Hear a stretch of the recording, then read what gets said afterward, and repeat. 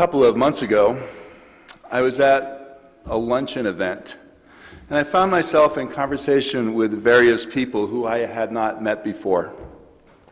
We're mostly in our 40s and 50s, and because we didn't know each other, the conversation floated back and forth from things like the weather to politics. We didn't seem to have a lot in common, and we didn't know each other well. But somehow, we landed on the subject of nicknames. I didn't have a lot to contribute because I don't remember having a nickname that stuck for very long. Anyone who knows me as Peter. If you call me Pete, then you don't know me very well. Nobody ever calls me that. At this luncheon, one person at the table, Michael, who's around my age, a little bit younger, was lamenting that when he was in junior high school in 1981, MTV, the new cable music television, premiered. At that time, there were not a lot of music videos for them to show, but one of the first was a dance video, and I hope you remember this. It was by a woman named Toni Basil, who dressed as a cheerleader, danced and sang with pom-poms about a boy named Mickey. And because dance videos were so scarce and this medium was so new, this pop rock action video played over and over and over again, 24/7 on this new channel. As you know, junior high school can be a rough age. And this guy, Michael, when I met him, who seemed a little shy and reserved anyway, said he would be walking down his school hallway and be assaulted by groups of kids shouting, "Oh, Mickey, you're so fine, you blow my mind. Hey, Mickey, hey, Mickey." Please tell me that somebody in this room, okay? Thank you. Every single day this would happen to Michael. And this nickname stuck with him for years to come until he moved away from his childhood home and left it behind. Some nicknames like Richie or Sully are derived from people's names. Some are derived from physical attributes, like a redhead named Rusty or a skinny guy named Slim. But Mickey was Mickey simply because of the time he was born and the events that were going on around him. I'm sure that many people named Mickey or Michelle, I'm sure they had the same experience. Today, we heard about another man with another unfortunate nickname, Doubting Thomas. Poor Thomas, forever remembered as the one who doubted Jesus' resurrection. And Thomas had really good reason to be skeptical. But let's remember that while Thomas was doubtful, he wasn't the only one that was doubtful about the resurrection. In fact, all four of the Gospels record widespread disbelief that Jesus was actually raised from the dead. In John 19, Mary Magdalene thinks Jesus' tomb is empty because his body has been taken away, not because Jesus has returned from the dead. In fact, when she meets Jesus, she thinks she's talking to the gardener. And Luke 24 says that when Mary tells the disciples about Jesus' resurrection, they think it's nonsense and they don't believe. Matthew says, when the 11 disciples, minus Judas, saw him, they worshiped, but they doubted. So Thomas was not the only one of Jesus' followers and disciples to express doubt about the resurrection. While his story is among the more dramatic moments of doubt that are recorded in the Gospels, I don't think the author intended to forever condemn Thomas as the doubter. I think, instead, the writer wanted us to know that Jesus meets people at their level of doubt and belief and helps them to find their own belief and their own faith. Jesus met Thomas at his level of disbelief, just like he did everyone else. The negative title of doubter misses the fact that it's natural for Thomas or any follower of Jesus at that time to express some form of doubt in this miraculous happening. Being a doubter is not a bad thing. I have been in some of the best conversations of my entire life with Christians who had serious doubts about some aspects of the Christian story. And I'm sad to report that I have been in some of the worst conversations ever with Christians who are absolutely sure about every aspect of the Christian narrative.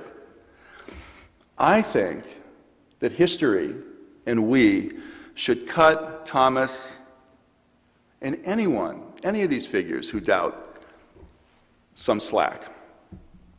Thomas's nickname, Doubting Thomas, is so one-dimensional.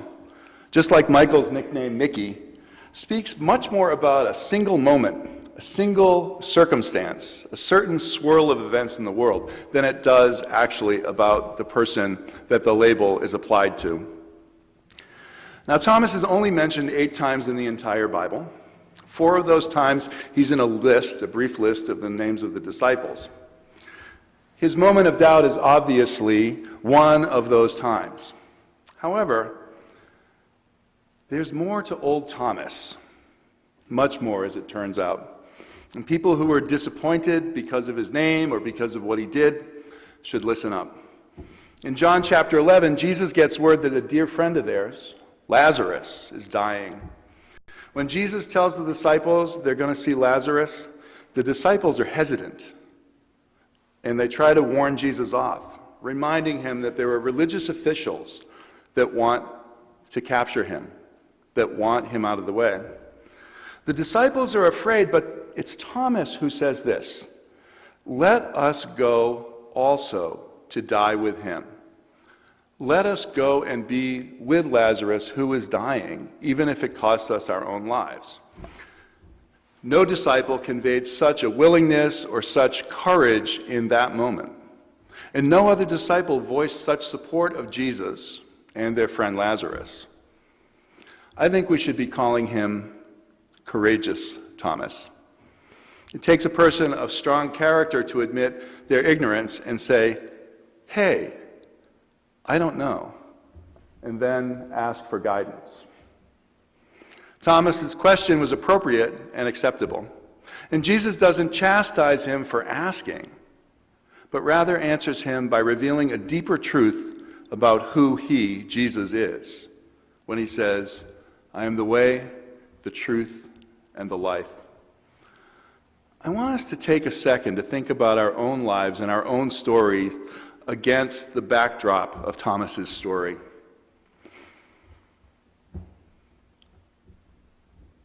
I think that Thomas's story is indeed good news for us today. Hear this good news. This church is not a place where everyone, including its ministers, are completely sure about everything we hear and read or believe. If we were so sure, we wouldn't need a thing called faith.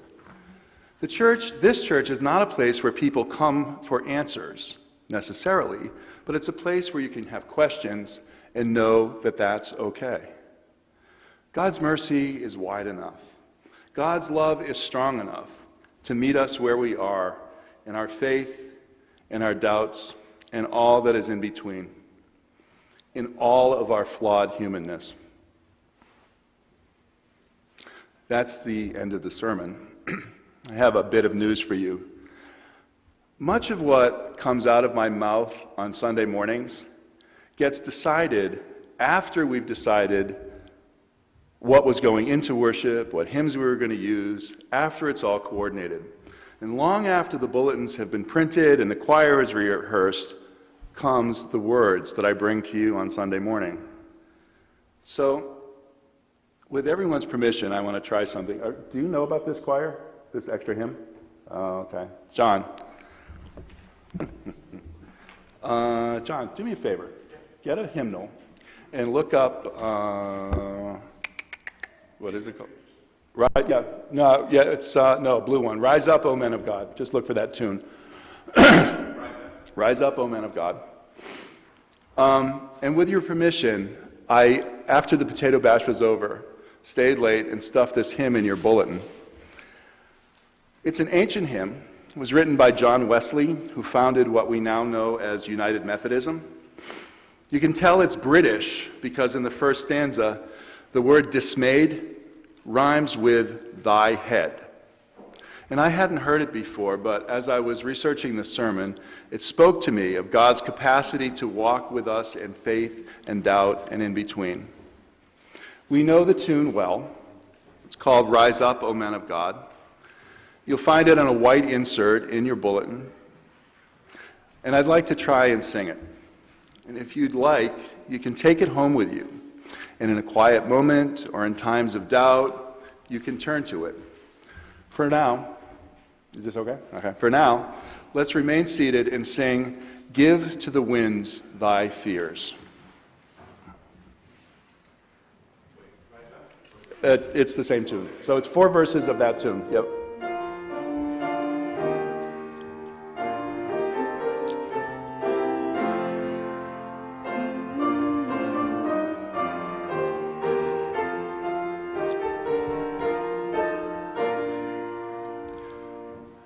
Give to the winds thy fears, hope and be undismayed.